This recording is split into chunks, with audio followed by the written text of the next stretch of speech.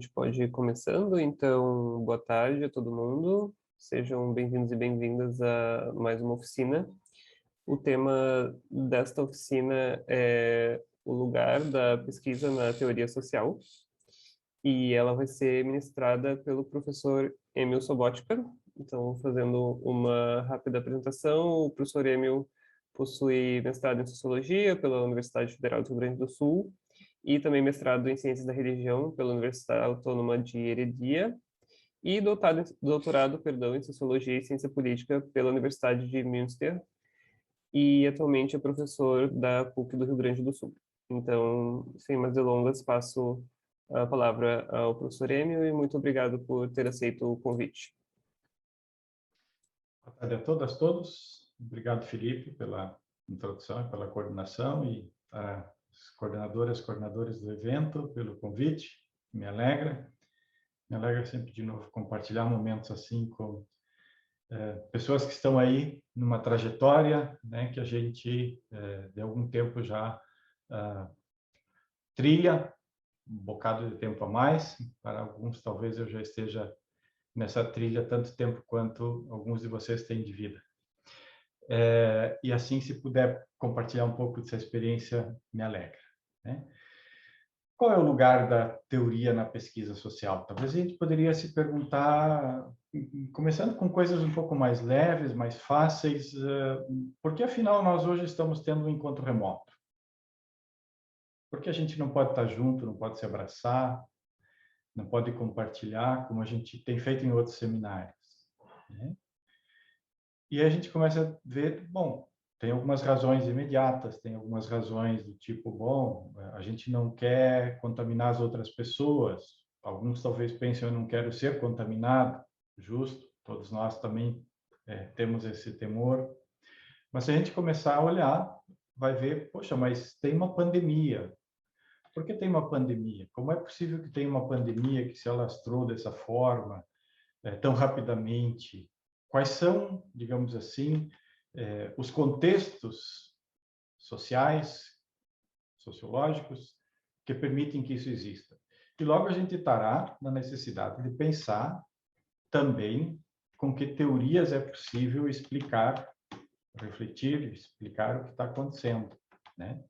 Ou se a gente pegar um segundo exemplo, talvez, não sei se alguém de vocês já fez a experiência do que, não sei exatamente como se chama em português, mas que o pessoal chama de last minute trip.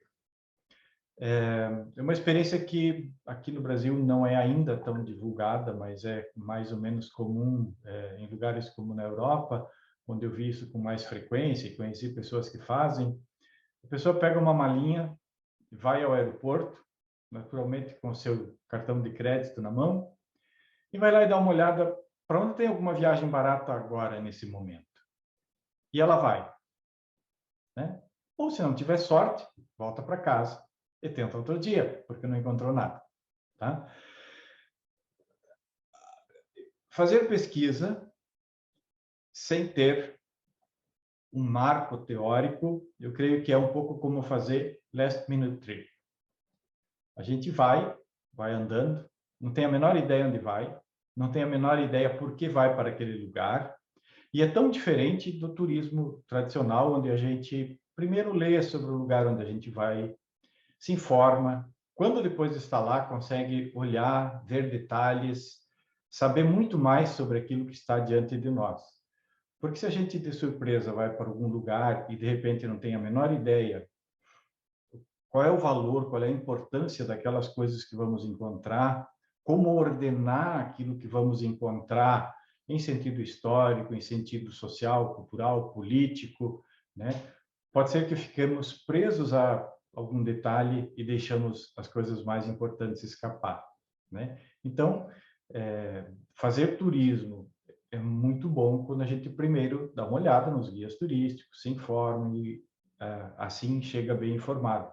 É claro que quando voltar ainda pode tornar a refletir, a ler, a se informar, mas a gente teve a oportunidade de aproveitar com muito mais profundidade aquelas informações, imagens, encontros que teve, né? fazer teoria, fazer pesquisa social sem claramente refletir também com o auxílio de uma teoria social, eu creio que tem muito a ver com fazer um last minute trip. Pode ser legal em algum momento, pode ser divertido, mas a gente perde muito. Talvez perca até o essencial, né?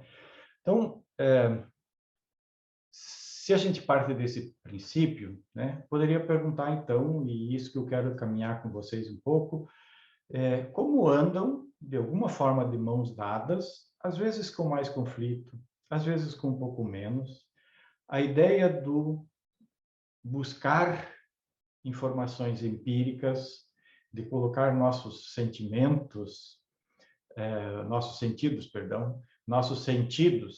a coletarem informações, e a outra dimensão importante do nosso viver, o refletir teoricamente, o fazer uso da nossa razão, para nos localizar no tempo, no espaço, no contexto social, né?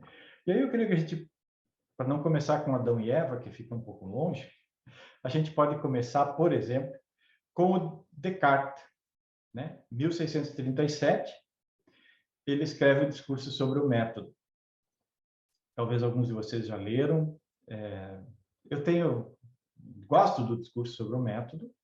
Gosto principalmente de uma passagem inicial, onde ele coloca mais ou menos assim, né, falado muito livremente: olha, agora que eu estou bem alimentado, a lareira está acesa, estou aqui sentado, agora eu posso refletir teoricamente, né? Eu creio que em um evento onde a gente está falando sobre desigualdade social, sobre dificuldades que muitas pessoas estão passando e quer pensar sobre teoria social e pesquisa social, essa dimensão não pode ser subestimada, embora não será o meu tema hoje, né? Mas oxalá a gente possa chegar a um momento onde todas as pessoas que quiserem fazer pesquisa social, teoria social, possam ter também estar bem alimentado, estar bem agasalhado, estar com saúde, estar sendo bem cuidados, né? Descartes teve essa felicidade de poder dizer: ó, estou na frente da lareira, com o calor que está aqui fora, a gente não precisa lareira, né? Quem sabe precisa de um ar-condicionado, ou precisa de alguma outra coisa, mas, enfim, né? Ter as suas necessidades adequadamente supridas, né? Bom, no discurso sobre o método, Descartes associa razão e conhecimento, e associa muito fortemente, tá? Para ele, no fundo, fazer pesquisa é usar a razão para ganhar conhecimento, tá? Não usar os sentidos podem nos trair, né? Os sentidos podem nos fazer incorrer em equívocos, e sim gerar conhecimento.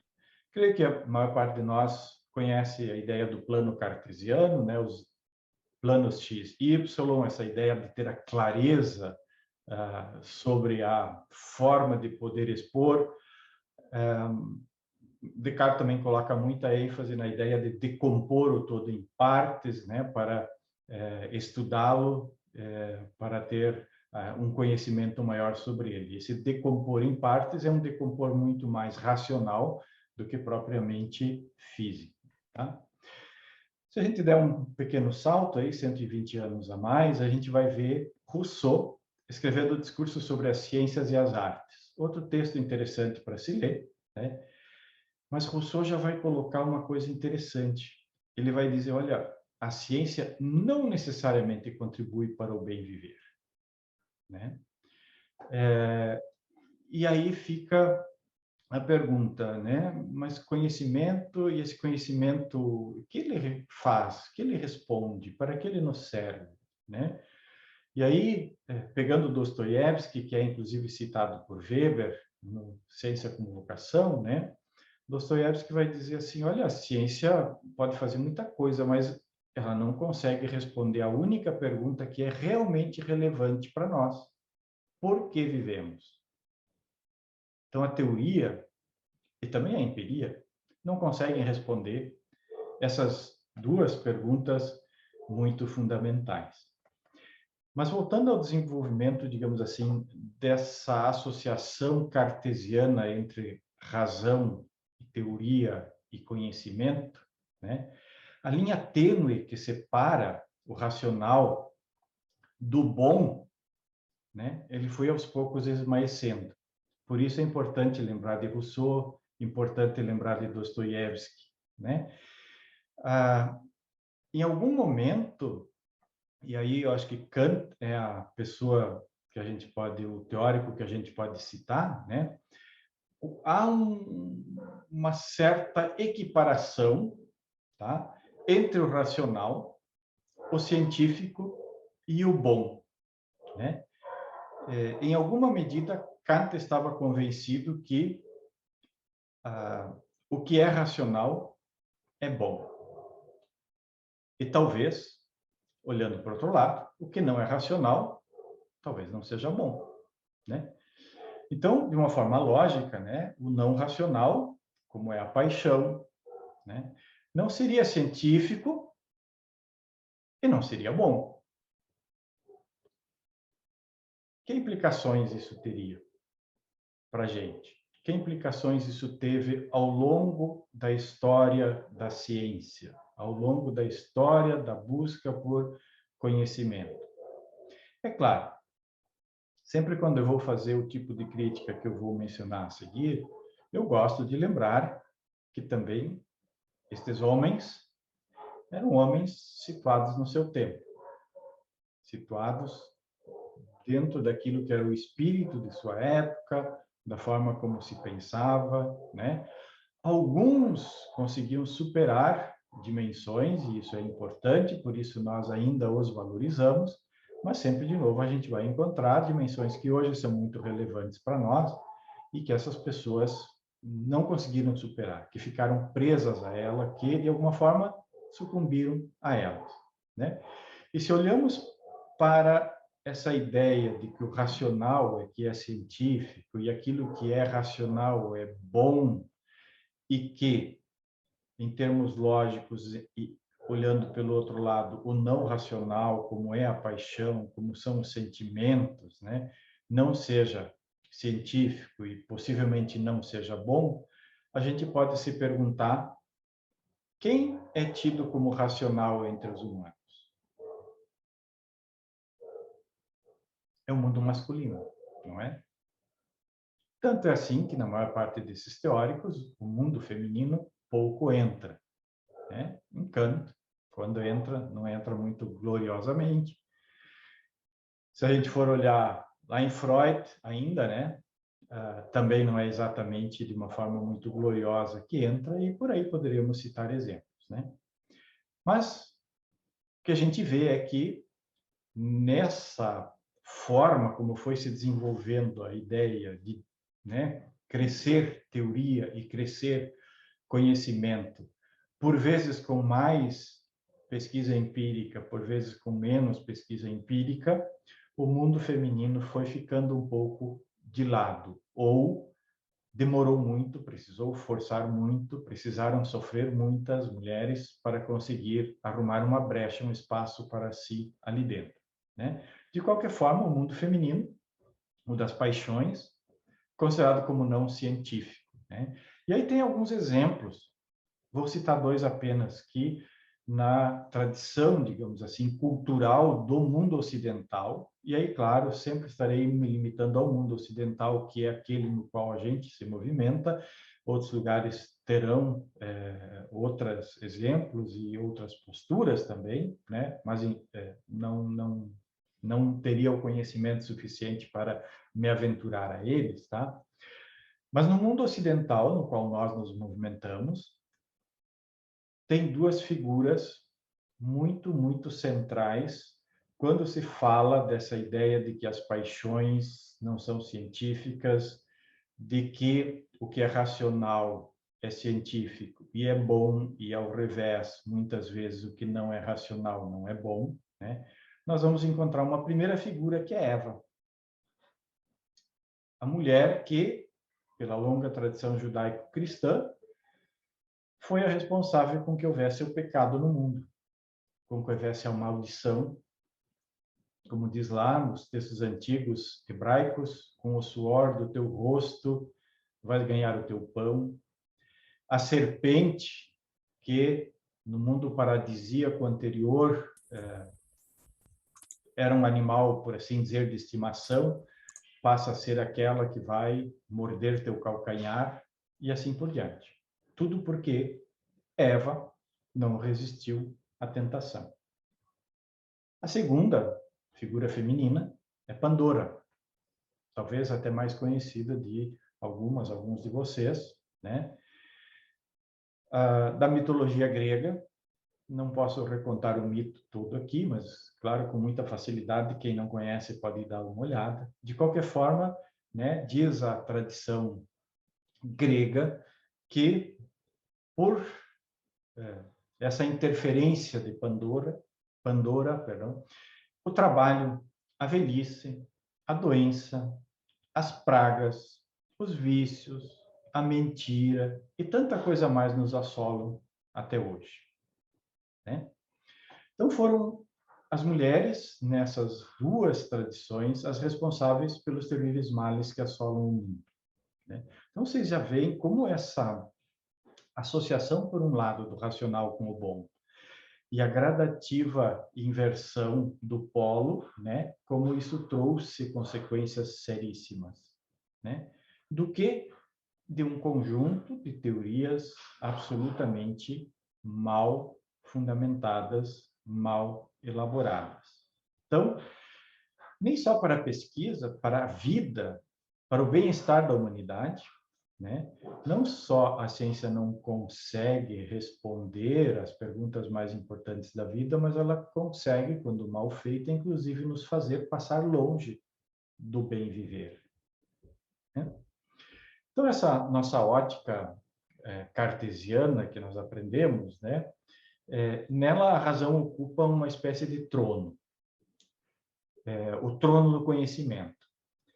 E trono, né, num regime imperial,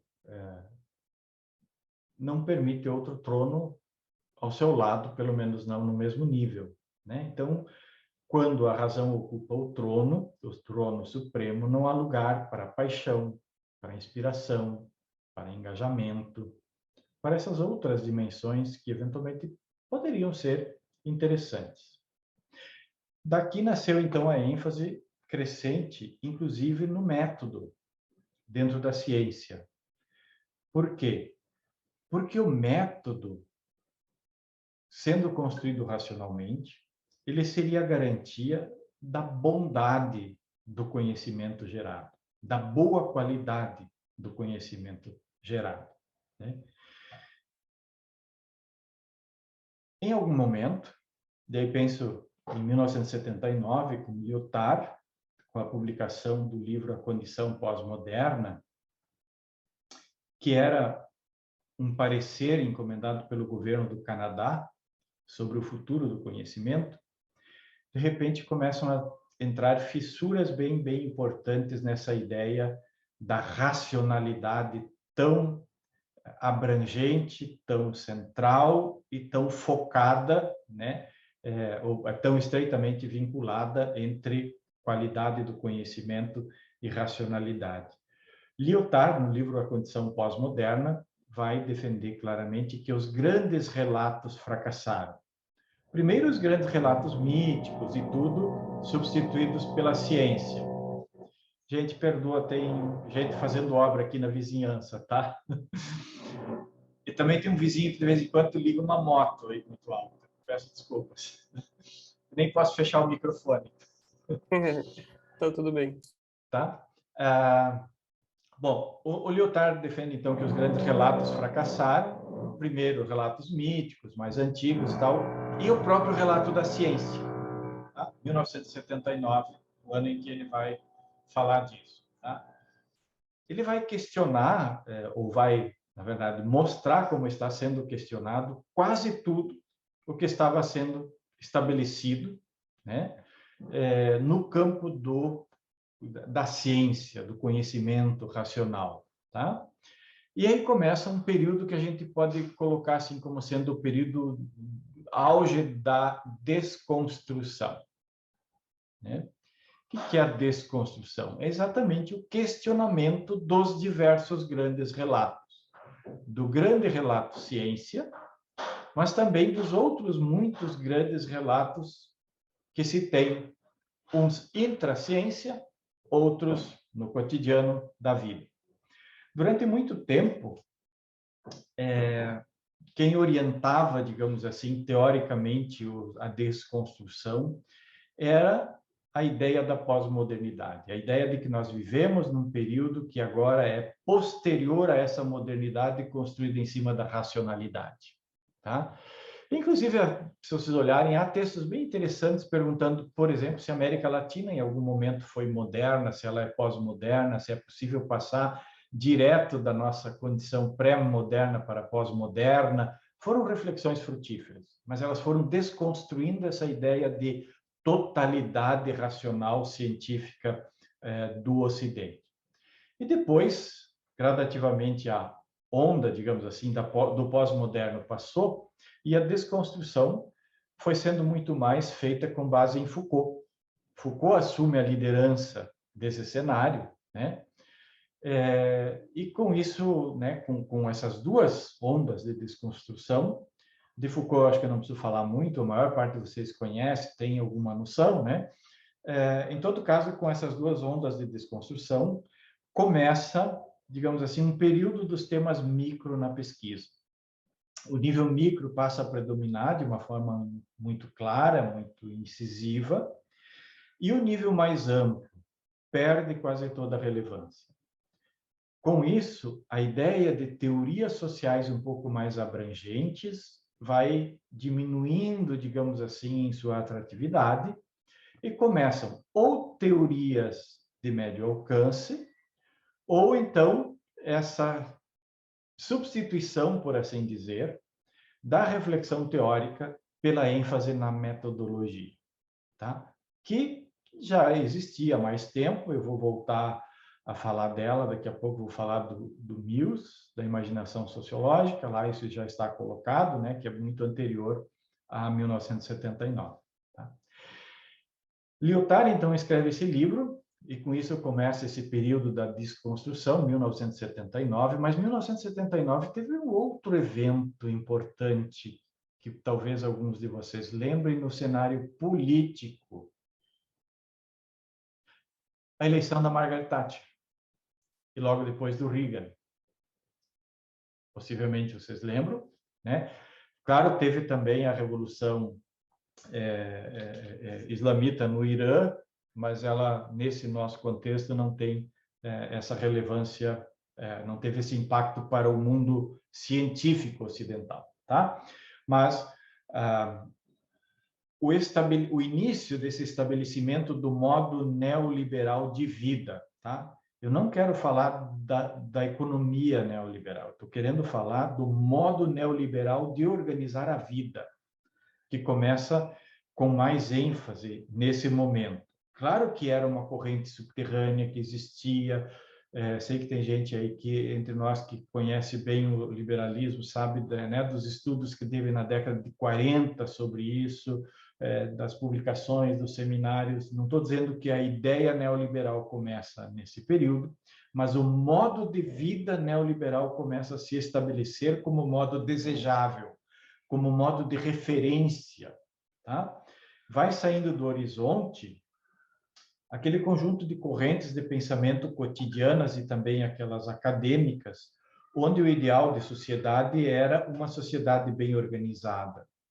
E entra o ideal, né, dos potenciais individuais desimpedidos, que sejam ou que possam ser recompensados pelo sucesso, né? Aí essa é a chave do modo neoliberal de vida. O mérito torna-se cada vez a medida e a condição do bem-estar, né? Vejam que aí entra uma dimensão micro, com toda a sua radicalidade, em oposição totalmente radical, inclusive, a tudo que for mais abrangente.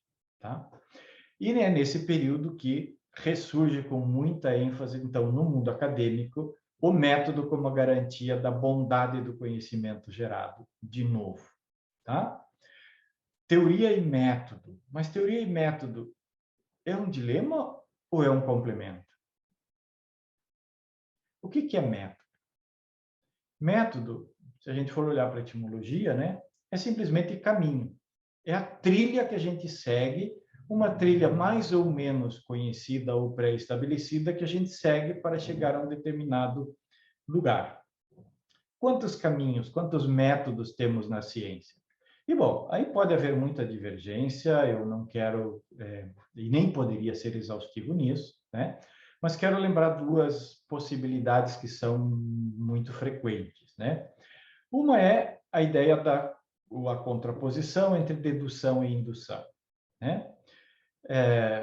Dedução é né, o partir de princípios gerais e chegar a princípios mais concretos, né? E a indução, né? E aí gosto de lembrar Florestan Fernandes, né? Nosso decano da sociologia brasileiro, né?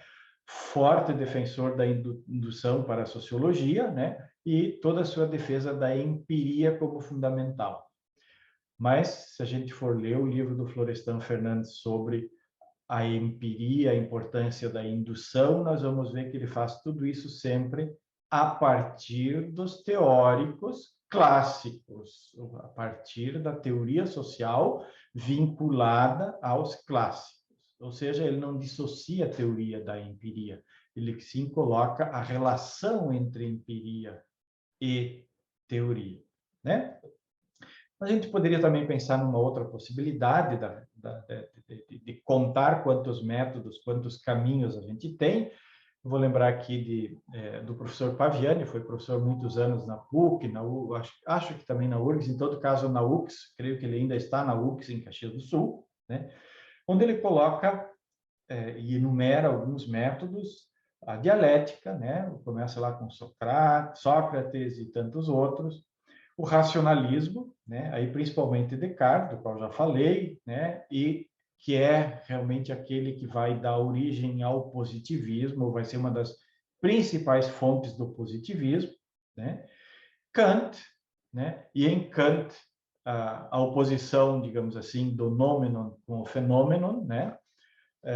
O Kant claramente apostando no nomenon, objetos existem sem a percepção humana, né? Toda a discussão do Kant sobre a coisa em si, né? Do idealismo transcendental, né? Onde então a teoria substitui a empiria era vista com muita desconfiança, e talvez se a gente não forçar demais a barra, mas mesmo assim puxando um pouco, poderia dizer em Habermas, né? A situação ideal de fala segue ainda um pouco essa tradição, né, de uma certa prevalência da teoria, da racionalização sobre o mundo empírico. Eu digo uma certa, por quê? Porque Habermas tem textos completamente diferentes. Ele tem discussões sobre o papel da sociologia no desenvolvimento da teoria social, que eu acho que cada sociólogo, cada socióloga deveria ler, porque são formidáveis em apoiar a nossa tarefa também da pesquisa empírica. Então, mas a discussão dele sobre situação ideal de fala cairia nisso. Karl Otto Appel, que foi o interlocutor importante de Habermas com relação a isso, sim, ele é muito mais kantiano, digamos assim, nesse aspecto, mais defensor do transcendental, né? Bom, além da dialética e do racionalismo, a gente pode pensar na fenomenologia, então onde a ênfase está muito mais no fenômeno, né? Não no nomenon, mas no fenômeno, né? Que é o mundo dos fatos ou dos eventos observáveis, daqueles que têm forte aspiração de objetividade, mas que são percebidos, né? E de alguma forma a sua existência está fortemente, a forma de sua existência está muito vinculada a como os percebemos também, né? Mas é sempre de novo a fenomenologia uma dimensão metodológica que faz muita questão de enfatizar sua objetividade, ou sua aspiração de objetividade.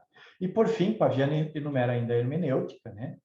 Que está muito focada na interpretação de sentido. A hermenêutica é uma das ciências que se desenvolveu principalmente a partir da interpretação de textos antigos, né? Textos filosóficos antigos, textos teológicos antigos. Então, nós temos a filosofia e a teologia compartilhando o desenvolvimento da hermenêutica por muito tempo, né? Hermenêutica de falas, toda a questão do estruturalismo, né? Nós temos Gadamer como sendo uma das grandes figuras dentro da hermenêutica, né? O próprio Habermas, até 1968, se considerava dentro da tradição da hermenêutica, né? E é claro que há também, e aí a gente pode olhar o próprio Max Weber, se entendia como hermeneuta, e ele claramente, explicitamente deriva a sua teoria sociológica da tradição hermenêutica, onde ele vai dizer que a interpretação não é só de textos, mas de ações humanas no mundo, ações humanas dotadas de sentido, né? E, portanto, já em Max Weber a gente vai ter uma brecha bem importante para a captação da subjetividade, né? Onde sai desse trono da racionalidade como exclusiva e entra a ideia da captação da subjetividade. Talvez a gente poderia dizer que quanto maior a ênfase no método de pesquisa nos anos recentes, menor tem sido a capacidade de ver o objeto de pesquisa no contexto histórico e social em que se encontram a partir de uma formulação teórica mais abrangente, né? Em uma palavra, quanto maior a dedicação ao método e sua sacralização, mais pobre vai ficando a teoria social que o orienta. Mas eu creio que a gente pode ousar pensar um pouco diferente, né, daquilo que muitos desses nossos clássicos pensaram e da forma como eles trabalharam, né? E pensar a pesquisa como um lugar privilegiado para a gente ver e acompanhar o pulsar da vida, e não só para buscar conhecimentos, objetivos em grandes publicações, mas apreciar o pulsar da vida, tá? E aí quero citar Max Weber.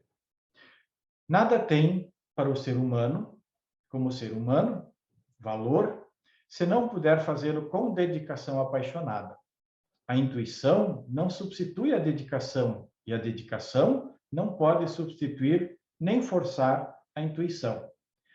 Como a paixão também não o faz. Ambas, e sobretudo, ambas em conjunto, provocam a intuição. Mas ela vem quando quer e não quando queremos, né? Ciência como vocação, quem fez disciplina comigo de clássicos da sociologia certamente passou em algum momento por esse texto. Há alguma contribuição específica que pesquisadores em ciências sociais podem dar enquanto pesquisadores e enquanto pesquisadoras no mundo em que a gente vive? Se pesquisa social é apreciar o pulsar da vida, e aí o apreciar não como voyeurismo, mas o olhar de dentro e acompanhar ativamente, há alguma coisa que a gente pode contribuir?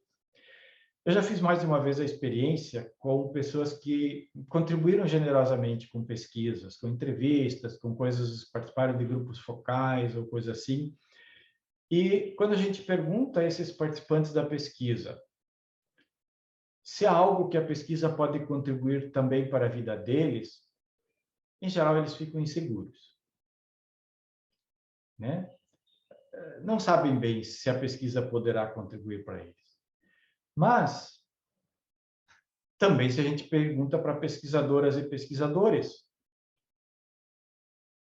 em que a sua pesquisa pode contribuir para a vida daquelas pessoas que estão contribuindo com a pesquisa, creio que todos nós, se nos fizeram já uma vez essa pergunta, demos uma gaguejadinha no início, né? A gente não sabe muito bem como responder em que a pesquisa pode ajudar a vida das pessoas que participam e contribuem com ela. Quais seriam as razões para isso? Creio que a gente pode pensar em três. Primeiro, a pesquisa tem exigências metodológicas que tornam ela pouco transparente para pessoas de fora, né? Uma boa metodologia sempre tem algo de pedante. Ela é sempre tão exigente que tem dimensões de um certo pedantismo, né? Mas a pesquisa, até certo ponto, também constrói os seus próprios objetivos e os seus próprios mundos. E esses objetivos e esses mundos não necessariamente são compartilhados por aquelas pessoas que estão fora, aquelas que participam conosco nas pesquisas, não enquanto pesquisadores e pesquisadoras, mas, né, que contribuem para nós em nossas pesquisas. O mundo da pesquisa é um pouco um mundo à parte. Talvez a gente está mais acostumado a saber do mundo jurídico, que ele é um mundo à parte, né? Com a famosa frase de que não está nos autos, não está no mundo, etc. Mas o nosso mundo, mesmo de cientistas sociais, também é um mundinho, um tanto isolado do cotidiano da vida das outras pessoas. Tá? E uma terceira razão, pesquisa ocorre na tensão entre pluralidade de interesses, né? Interesse da área de conhecimento, dos patrocinadores, das comunidades, dos grupos profissionais, das ou dos pesquisadores individualmente, né? E tudo isso só pode ser parcialmente atendido. Então, responder em que realmente contribui a nossa pesquisa para esse pulsar da vida pode não ser tão fácil assim. E aí, voltando ao velho Weber, né? Ele vai dizer que percepções, intuições e até mesmo grandes inspirações de qualquer pessoa pode ter. Para isso nem precisa ser cientista. E Weber tem uma passagenzinha que eu descreveria assim, não é citação literal, mas é mais ou menos a forma como ele está colocando, que até a pessoa da banca de verduras lá no mercado pode ter uma grande inspiração. Mas qual é a diferença entre o pesquisador, a pesquisadora e essas pessoas e as inspirações que tem? Ele vai dizer que é a teoria social que vai ajudar a transformar a inspiração em conhecimento. Interpretar o sentido que a inspiração tem na e para a vida das pessoas se faz apoiado em teoria social. Weber vai ser até um pouco mais duro. Ele vai dizer que acumular informações sem ter teoria que permita transformar a informação acumulada em a eventual inspiração em conhecimento, torna no máximo e na melhor das hipóteses o acumulador num diletante. Então, a teoria está ali para não nos deixar tornar-nos diletantes. Tá? Cientistas sociais, segundo Mills, não separam o seu trabalho de suas vidas. Mills vai dizer, inclusive, que raramente, para um bom cientista social, né, digamos assim, ele vai encontrar mesmo em si, né, uma clara consciência da ligação entre a sua vida e o curso da história, que isso é um aprendizado que a gente precisa fazer. E para ter esse aprendizado, né, a gente necessita informações e uma habilidade bem específica da razão. E essa habilidade é a orientação que a teoria social ou sociológica nos dá. Tá? Então, para conhecer a ligação que tem a nossa vida com o curso da história. O que precisam e o que querem os seres humanos, né, e o que eles sentem precisar, é uma qualidade de espírito que lhes ajude a usar a informação e a desenvolver a razão, a fim de perceber com lucidez o que está ocorrendo no mundo e o que pode estar acontecendo dentro deles próprios, né? E ele vai chamar essa qualidade, essa habilidade específica da razão, de imaginação sociológica. E aí vocês já podem ver a distância do uso do termo razão, da razão cartesiana, kantiana, né? A imaginação sociológica, diz Mills, capacita o seu possuidor a compreender o cenário histórico mais amplo, em termos de seu significado para a vida íntima e para a carreira exterior de numerosos indivíduos. Ela segue Mills, a capacidade de passar de uma perspectiva para outra, da política para a psicologia, da psicologia para a sociologia e assim por diante. Do exame de uma única família para análise comparativa dos orçamentos nacionais do mundo, da escola teológica para a estrutura militar, de considerações de uma indústria petrolífera para estudos da poesia contemporânea, né? É essa imaginação que nos permite esses saltos entre essas muitas dimensões, tá? Imaginação sociológica nos permite compreender a história e a biografia e a relação de ambos dentro da sociedade. Mills relaciona muitas perguntas, muitas questões que estariam envolvidas, digamos assim, entre a dimensão da estrutura da sociedade com o mundo, como um todo, a posição da sociedade na história humana, a questão da variedade de seres humanos que predominam numa sociedade, num determinado período e assim por diante, tudo como pontos importantes, né? Ou se a gente pensar em Hartmut Rosa, na sua reflexão sobre a ressonância, né? Ele vai falar dos eixos importantes de reflexão na teoria social e na vivência de acadêmico inserido num mundo com ressonância, o eixo social, né? A relação entre as pessoas, o eixo material, um mundo da vida compartilhado, onde tem instituições, tem práticas, tem dificuldades, tem problemas, né? E ele coloca o eixo existencial, que é a relação com o mundo, com a história, com a natureza, com a vida, com totalidades abrangentes e assim por diante, né? Então, é inserir-se nesse mais amplo, e para isso a gente precisa ter um marco que nos ajuda, que nos localiza, não basta ter uma grande quantidade de informação. A distinção mais proveitosa usada pela imaginação sociológica, segundo Mills, é entre questões pessoais originadas no meio mais próximo e as questões públicas da estrutura social. A relação entre o micro e o macro, se a gente quiser dizer assim. E aí Mills vai colocar no livro A Imaginação Sociológica vários exemplos bem interessantes, como questões pessoais, tipo desemprego, casamento, aquisição de um bem, de uma casa, etc., como elas podem estar relacionadas com a estrutura social, né? Bom, se eu estou desempregado, tudo bem, mas, quer dizer, tudo bem não, né? Mas assim, mas esses são milhões de desempregados.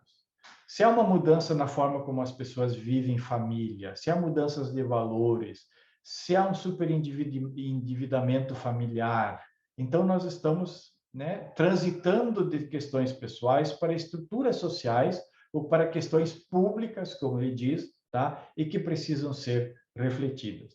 Então, muitos dos ambientes importantes e até decisivos para o curso da biografia estão organizados socialmente como instituições de uma sociedade, historicamente dada, né? As instituições que também vão mudando.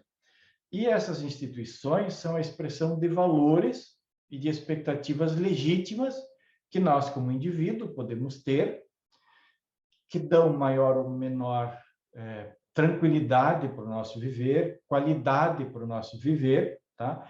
E, ao mesmo tempo, maior ou menor responsabilidade também de seguirmos dentro daquilo que a sociedade foi construindo para nós.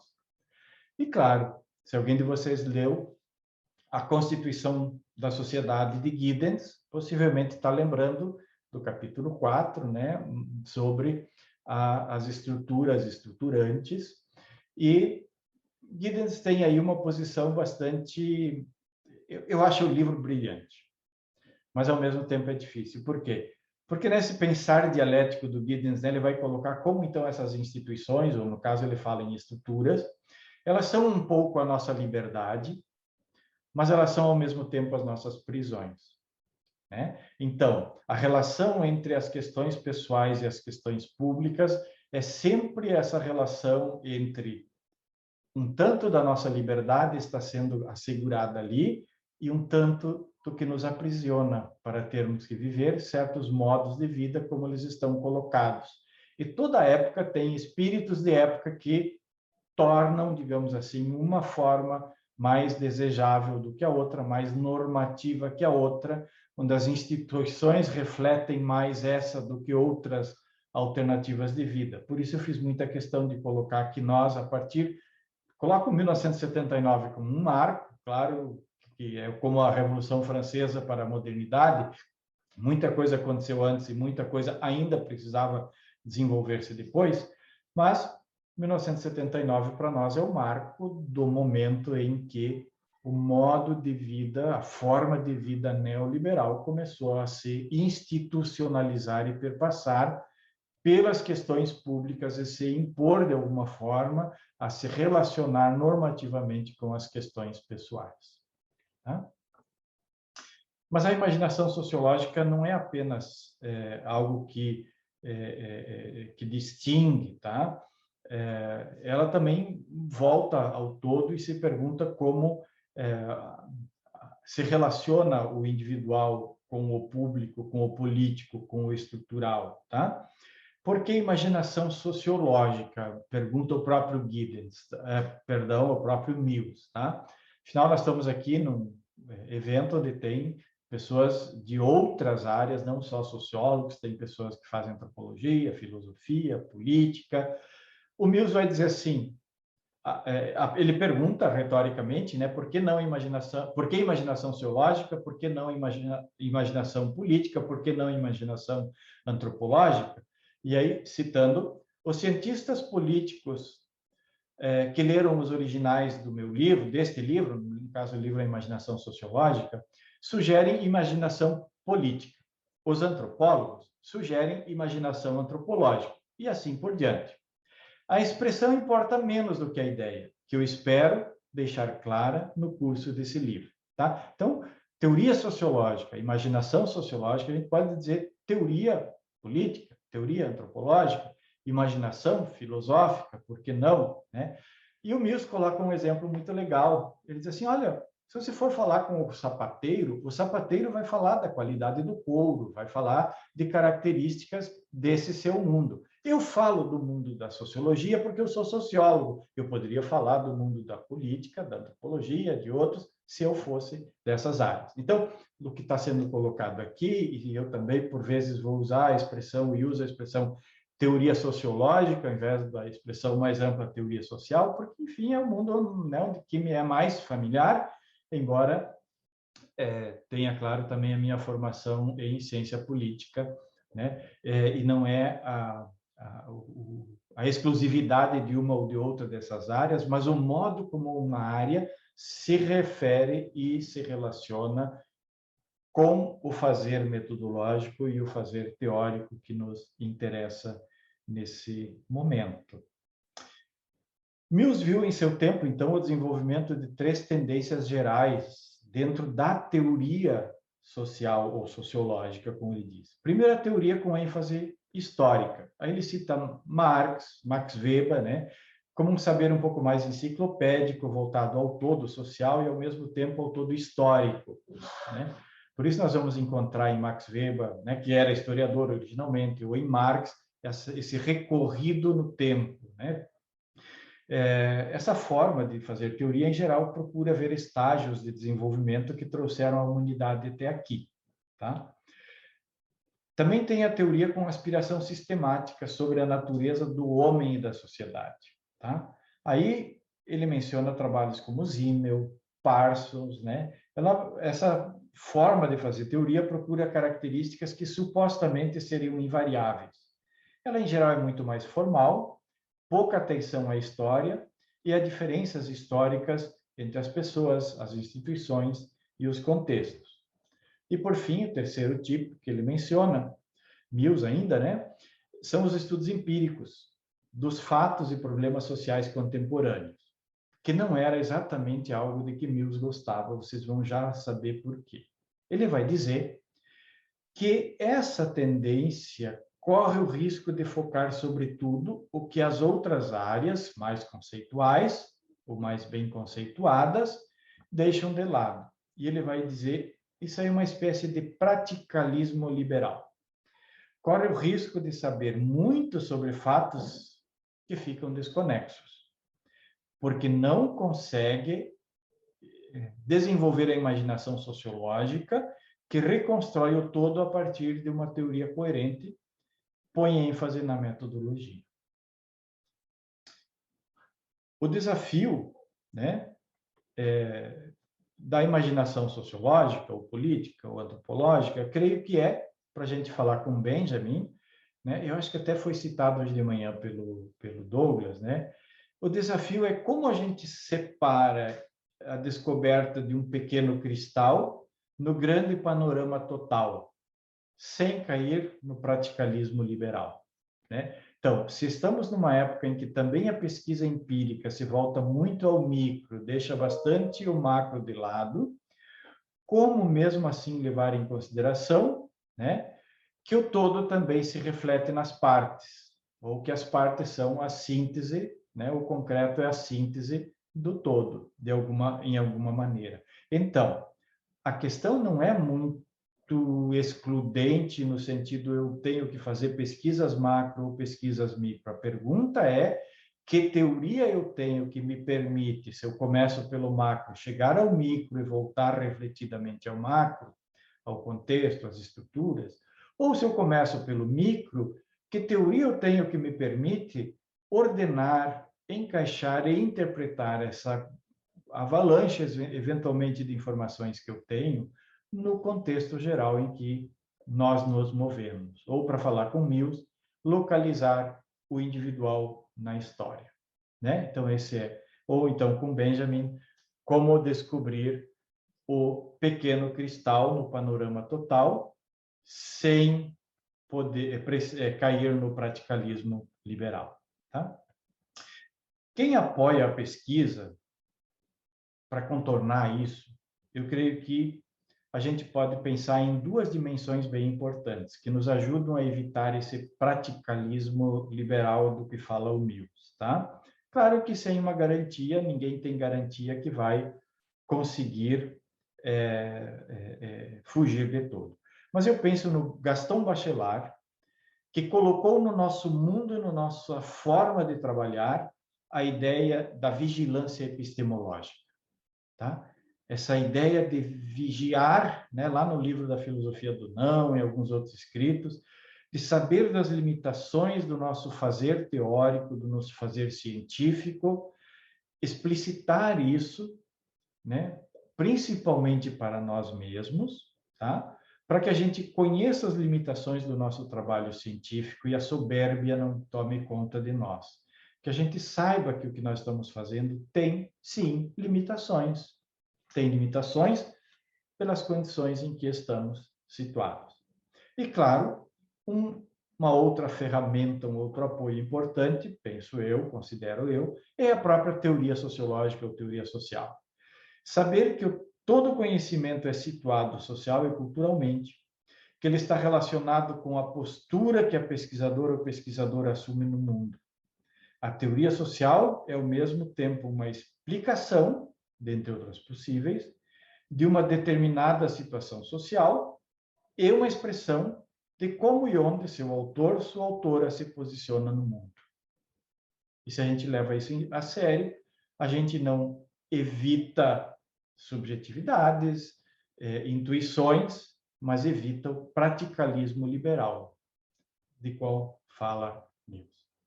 Vou chegando ao fim, para a gente ter ainda um pouquinho de tempo para discutir. Se nós, vocês, nós todos, escolhemos ser cientista social, escolhemos uma carreira. Mas eu creio que, acima de tudo, escolhemos uma forma de viver. Estar pessoalmente envolvido com o seu trabalho, buscar incessantemente e incansavelmente conhecimento sobre as situações sociais que estão em permanente mutação e, portanto, gerar um conhecimento cuja validade provavelmente será muito breve, mas poderá ser muito importante para muitas pessoas. Conectar a ciência que se faz com a vida que se vive, ou, para falar como Max Weber, fazer ciência como vocação, é o esforço para conectar três dimensões: a dedicação, a paixão e a inspiração. Para ser vocação, ela precisa de uma grande paixão que nos arraste, que faz confiar no que se faz, mesmo que muito e muitos olhem com desdém. E eu creio que isso é muito importante para nós, nesse momento em que não é sexy ser cientista social. Mas precisa também, né, a ciência como vocação, da dedicação especializada, meticulosa, sem a qual pesquisa não é séria. Isso envolve o compromisso ético e inegociável com a precisão, a exatidão de toda a informação, de todo o procedimento, de toda a metodologia. E tudo isso é insuficiente se não vier, em algum momento, a inspiração. E Max Weber, no Ciência como Vocação, ele usa, creio que muito bem escolhido, muito conscientemente, a palavra inspiração, que no português também é ambígua. Porque a gente pensa em inspiração, às vezes, como, bom, dá um estalo, né? Temos até um símbolo lá do dedo de fazer.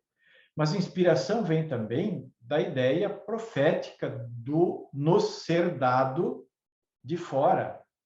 Né? Max Weber, como estudioso da religião, conhecia as muitas formas de inspiração, né, vindas de poderes externos para pessoas que ocuparam posições de liderança no mundo. E Max Weber joga um pouco com isso. Tá? Não estou dizendo com isso que a gente precisa fazer uma oração antes de fazer cada pesquisa científica, mas eu acho que é assim, esse colocar-se humildemente na posição de saber que eu posso trabalhar e trabalhar, mas se eu não estiver atento a todos os detalhes, se eu não tiver uma boa teoria que me ajude a ver os detalhes, eu estarei como o exemplo que eu usei no início, né, fazendo um last minute trip. Eu vou lá, vou talvez ver coisas interessantes, importantes, mas esquecer as pérolas que estão sendo reveladas, vou grosseiramente passar por cima e com isso nenhuma inspiração poderá enriquecer o conhecimento. Então, a inspiração é muito importante para que a ciência possa virar uma vocação. Sem inspiração, paixão pode virar ativismo, dedicação pode virar uma volumosa produção pedante de obviedades, sem ser realmente conhecimento científico. O conhecimento que a pesquisa gera, então, não é só racional, científico, objetivo. Creio que ele nem precisa ser isso tudo, tá? Claro que ele precisa ter um pouco, ou talvez até bastante disso tudo, mas não se esgota nisso. E aí quero concluir realmente lembrando de dois autores que, para mim, pelo menos, sempre têm sido importantes em minha trajetória, tá? Quando o tema é este. Primeiro, Mannheim. Mannheim vai colocar com muita clareza, né? Desenvolveu toda a sua teoria da sociologia do conhecimento, o quanto todo conhecimento é datado, localizado inclusive num certo lugar na estrutura social. Não existe conhecimento objetivo, assexuado e descolado, universal e aplicável em todos os contextos. Todo conhecimento tem o seu pezinho de barro no qual ele está preso, para o bem e para o mal. Para o bem, porque ele é relevante para o grupo social, para o contexto e para o tempo em que foi gerado, tá? E, claro, a sua deficiência é porque ele é limitado a isso.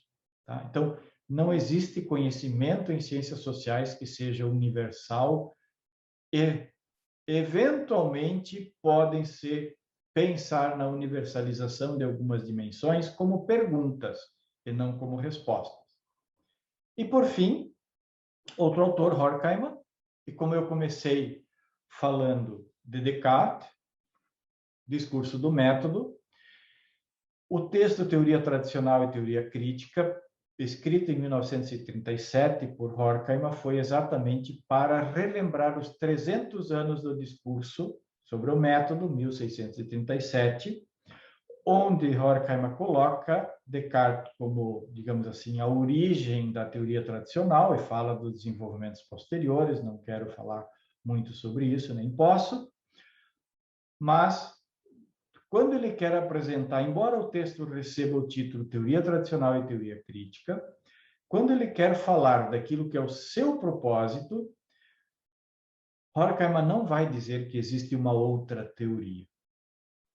Horkheimer vai dizer que existe uma outra atitude de como fazer teoria, e essa atitude é crítica. É verdade que nós até hoje falamos em teoria crítica, mas não é que essa é uma outra teoria, é um outro modo de tomar posição perante o fazer teoria social. é um outro modo de estar com os pés no mundo, no chão, abrangendo essas outras várias dimensões das quais viemos falando. Então, qual é a relação entre a pesquisa e a teoria? A questão se responde, sobretudo, pela pergunta: qual é a minha atitude em relação ao estar localizado no mundo aqui e agora, e se aquilo que eu faço é uma vocação que serve a esse mundo aqui e agora, e como serve. Se conseguirmos responder isso, já conseguiremos transformar a nossa atividade numa vocação. E isso pode, sim, ser uma boa razão de viver. E de ser sociólogo, socióloga, antropólogo, cientista político, filósofo e assim por diante. Muito obrigado. Muito obrigado, professor Emil. Foi uma ótima fala, com certeza provocou muitas reflexões aqui em todo mundo. E que bom que agora a gente tem um tempinho para debate e queria falar para todo mundo aqui presente, se vocês tiverem interesse em fazer algum comentário, alguma pergunta, podem colocar o nome ali no chat, que a Germana vai fazer uma lista da ordem, e se sentirem mais à vontade escrevendo a pergunta também no chat, podem ficar à vontade para isso.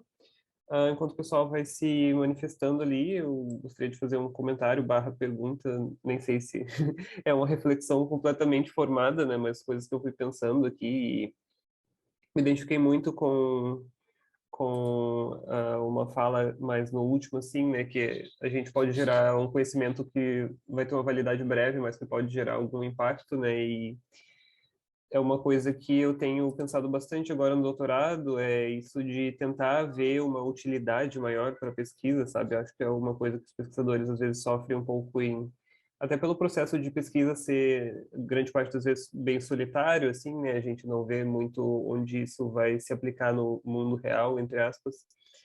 E daí eu fiquei pensando também toda essa discussão sobre teoria social e como as pesquisas hoje em dia são realmente focadas mais no micro, mas eu fiquei pensando por outro lado, assim, que às vezes é uma coisa que eu já passei e vi que alguns colegas também me passaram, né? Eu sou da área da ciência política, não sei se é algo exclusivo da área, mas é isso de, por vezes, o nosso problema e objeto de pesquisa surgir de alguma teoria que a gente tem mais afinidade e a gente escolhe um objeto, mais ou menos, que a gente acha que pode se enquadrar ali, só que ao longo da pesquisa meio que a gente vai tentando encaixar esse caso nos moldes da teoria, e vendo o que da teoria, o que do objeto corresponde àquilo que a teoria diz, né, como as coisas devem funcionar, e isso por vezes acaba enviesando até os próprios resultados, né, porque a gente pode tentar encaixar uma coisa onde realmente seria um lugar onde a teoria não teria todas as respostas, assim. E eu acho que isso é uma coisa que a gente, pelo menos na ciência política, tem que pesar bastante, assim, de não enquadrar, não tentar fazer com que o nosso objeto de pesquisa tenha esses moldes que são da teoria, mas sim usar a teoria como base para a interpretação, né? Aí, mas eu acho que talvez isso fosse até um viés mais dedutivo do que indutivo, como o senhor está falando. Enfim, apenas algumas coisas que eu fiquei pensando, e se o pessoal tiver mais perguntas, comentários, a gente pode fazer uma rodada antes de passar para o professor.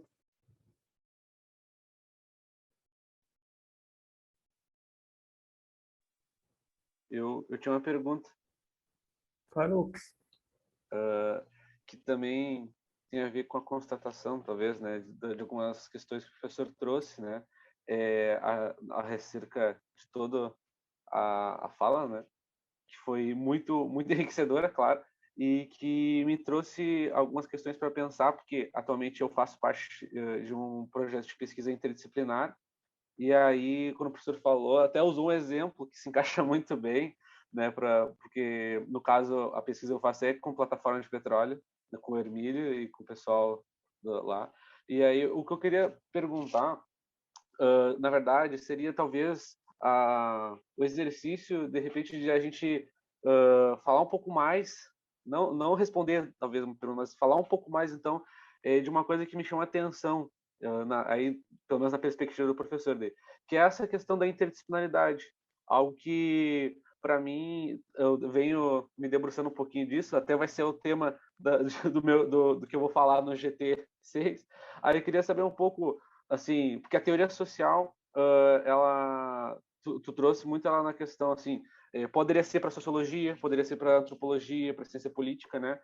Mas eu vejo nessa aqui um pouco mais assim singular nessas questões. Fico pensando quando a gente tem que colocar isso em sincronia com diversas equipes diferentes, né? E aí, quando a gente tem pesquisadores com posturas diferentes, porque, bem lembraste, não é outra teoria, né? Mas são posturas diferentes, né? Tradicional, crítico. E aí, fazer pesquisa em conjunto com diversas áreas, pensando um projeto. Até, eu fico pensando, o que o senhor acha, né, sobre isso? Se isso é só uma coisa assim que é vamos fazer, vamos pegar e vamos fazer, vamos dar um jeito, vamos fazer, ou se tem questões assim, não, só um pouquinho, vamos primeiro tratar de alguns detalhes, assim. Não sei, fico curioso em relação ao que poderia contribuir com esse tipo de assunto mais aprofundadamente. Era isso. Sobre pesquisa interdisciplinar, no caso onde a sociologia faça parte, assim. Obrigado, Lucas. Mais alguém? Vi que a Maria abriu a câmera. Oi. Oi. Só dar um oi, dizer que é sempre um prazer escutar o Emil. Acho que fez uma viagem, assim, um trajeto muito bonito, assim. Enquanto ele falava, a cabeça vai dando voltas, né? E foi muito boa a fala. E eu estava me lembrando nesse processo todo, desse situar-se no mundo, né? Um pouco não era controversa, né? Mas é um pouco a perspectiva heideggeriana, né? Quando ele, naquele livro lá do Caminho, quando ele usa aquele exemplo da árvore, né? Lá pelas tantas árvores é só uma árvore mesmo, né? E de como isso hoje acho que tem o seu significado no meio desse contexto que a gente vive hoje, né? Com tanta, de fato, a gente é uma sociedade, acho que da superinformação, né? E talvez até um modo de fazer sociologia, não só sociologia, o modo de produzir conhecimento, ele enfrenta, acho que hoje, esse desafio, né? Dessa fragmentação. E eu acho que, e aí, como é importante, assim, a gente entender, de fato, esses espaços dessas teorias robustas que nos ajudam, né, a conduzir os processos de pesquisa e esse pulsar da vida, como o Emil trazia, assim, né, de como é importante considerar isso, talvez uma sociedade onde o conhecimento parece fragmentado. Se quiser comentar um pouco sobre isso, Emil. Sempre um prazer te ouvir. Bem, a gente pode passar para o professor e depois a gente faz mais uma rodada, se tiverem mais perguntas. Tá bom, obrigado aí pelas colocações. Bom,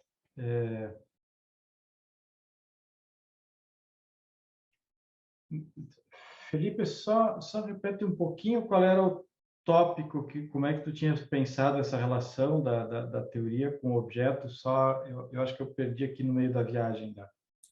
Não tem problema. Não, só fiquei pensando isso de realmente que sim, por um lado tem esse movimento, né, de focar mais em objetos micro ao invés de construir uma grande teoria social, mas ao mesmo tempo em que medida o foco nesses objetos micro também não pode ser uma tentativa de adaptar as teorias que já existem, assim. Tá. Eu acabei pensando no que os outros falaram e perdi. Tudo bem. Olha, Felipe, eu acho que tem uma coisa que torna para nós aqui no Sul bem mais difícil fazer pesquisa social do que em outros contextos e a relação com teoria muito mais complexa. Por quê? Nós consumimos teoria social em boa medida feita em outros contextos. E a teoria social, como ela vem para o lado de cá do oceano em geral, ou do Rio Grande, ela vem sem a outra parte que essas pessoas em geral fizeram, que é a sua parte de pesquisa, de empiria, a sua base concreta, vem só a abstração, como se aquilo fosse uma teoria universal, né? E com isso, nós acabamos, digamos assim, cometendo essa forçação de barra, de querer aplicar isso a objetos que são completamente diferentes, contextos que são completamente diferentes, né? Talvez a gente tenha uma tradição acadêmica aqui que desvaloriza muito a própria ideia de que eu poderia e deveria criar a minha contribuição de teoria social a partir do que são as minhas pesquisas, em diálogo com as outras teorias. Tá? Eu não estou dizendo agora que a gente precisa desenvolver a teoria do concorrente com Habermas, com Luhmann, tá? Mas as teorias de médio alcance, por exemplo, né? Quer dizer, como poderia ser uma teoria política que conseguisse falar um pouco mais do que é o Brasil e não pensasse só a partir da democracia dos Estados Unidos ou da Europa, da França, sei lá, que visivelmente tem pouco a ver com o que é o modo como se constitui o político no Brasil. É uma democracia? Tá, a palavra democracia diz tanto e tão pouco que não dá para a gente, né? E o que a gente faz então com as diversas escolas de teoria política, tentar aplicar isso à nossa situação aqui. Ou, sei lá, pega em teoria a política externa, né? As teorias de política externa, muito estadunidenses. Gente, mas o Brasil tem tão pouco a ver com política externa em termos do que faz os Estados Unidos que não tem muito como. Então, eu creio que isso tem muito a ver a nossa, então, dificuldade, quase que impossibilidade no contexto acadêmico, de dizer, eu quero propor uma teoria de médio alcance dessa dimensão da política, dessa dimensão da antropologia, dessa dimensão da sociologia. Tá? E quem faz isso muitas vezes é mais tido como soberbo do que... Às vezes preferimos mal aplicar um teórico que não é exatamente de primeira linha, eu sou quase tentado a citar um dos que é mais usado lá da França atualmente no Brasil, não vou fazer esse impropério, tá? Do que tentar desenvolver algo próprio que seja nosso. Tá? Então, acho que esse é um problema da constituição do mundo acadêmico brasileiro, também nas ciências sociais, e talvez especialmente nas ciências sociais. Tá? Eu acho que isso dificulta a vida de todos nós, não só de vocês quando estão fazendo suas dissertações ou teses ou TCCs, também dos acadêmicos, que às vezes a gente, por assim dizer, precisa se encostar num poste externo para poder dizer alguma coisa. Precisa citar certos autores que são menos relevantes, às vezes, do que o que nós conseguimos descobrir, mas só para que alguém nos leve a sério. E isso é pena. Né? A questão da interdisciplinaridade. Lucas, eu vou dizer uma heresia, tá? Eu acho que interdisciplinaridade só pode ser um passo posterior. O conhecimento precisa de um certo grau de especialização atualmente para ser gerado, tá? E os nossos olhares só se refinam na medida em que eles se especializam. Agora, nem por isso a gente pode dizer que o olhar que você, como sociólogo, ou cientista político, ou como antropólogo, desenvolve é melhor do que aquele que o pessoal da economia ou da administração ou de alguma outra área consegue desenvolver. E a pergunta difícil da interdisciplinaridade é como, apesar desse conhecimento especializado, nós podemos dialogar. E aí o Mannheim, não pensando em interdisciplinaridade, mas o Mannheim pensando muito mais na diferença de contextos sociais a partir dos quais se gera conhecimento, tá? Mas mesmo assim transportando, ele vai usar a figura da constelação também, da mesma forma como a gente tem em outros autores a ideia da constelação, ou seja, você ilumina um objeto a partir de olhares diferentes. Você não faz todo mundo olhar na mesma lupa, e sim você permite com que os vários olhares, como uma constelação, possam se enriquecer. Tá?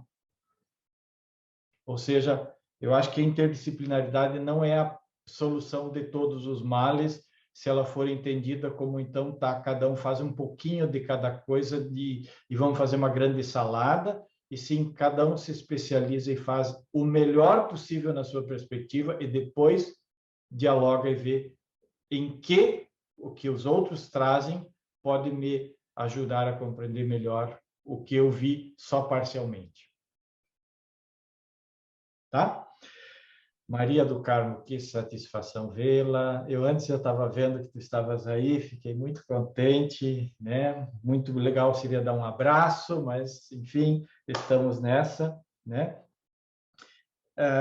A questão Eu acho que uma coisa que a gente pode levar claramente em consideração, Maria, é que essa fragmentação da qual você falou, ela também é uma teoria. Ela é uma postura no mundo a partir de uma teoria, de um modo de vida do individualismo metodológico, né? Que orienta metodologicamente aquilo que é a forma de vida neoliberal, tá? E ela desqualifica as demais, né? Mas ela também destrói os laços.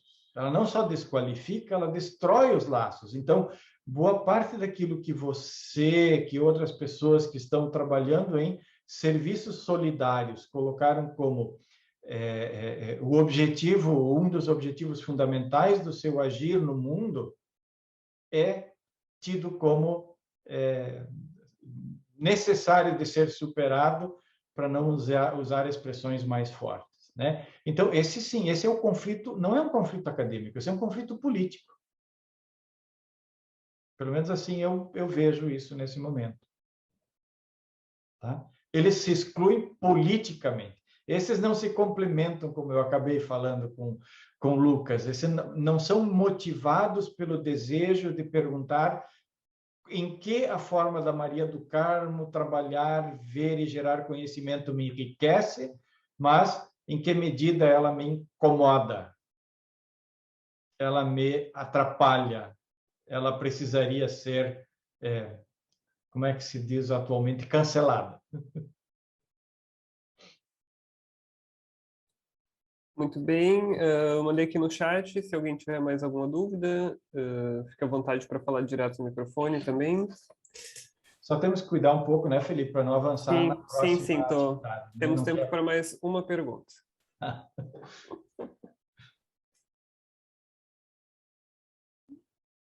Bem, se ninguém tem mais alguma dúvida, comentário, então a gente pode se encaminhar para o encerramento, né? Mais uma vez, em nome da comissão organizadora do evento, gostaria de agradecer muito ao professor Emil pela oficina de hoje. É um prazer contar com a sua participação. Esperamos poder contar também nas próximas edições. E tenho certeza que tudo que o senhor falou vai fazer a gente pensar por uns bons dias aí sobre nossas pesquisas e sobre a área em geral, mas isso é uma coisa boa, né? A gente tem que pensar mesmo. Então, da nossa parte é isso. Obrigado a todo mundo pela participação e, por favor, também participem das outras atividades do evento. É só entrar ali no nosso site que tem a programação e todos os links. E hoje à noite começam nossos GTs, então, às 7 da noite nós vamos ter 2 GTs. Então, dêem uma olhada ali no site quais trabalhos vocês se interessam mais em ver e vão lá prestigiar os colegas. É isso, muito obrigado. Um abraço a todos. Foi bom vê-los. Até mais. Tchau, Tchau, pessoal. Até. Até mais. Tchau, obrigada. Feliz. Tá bom.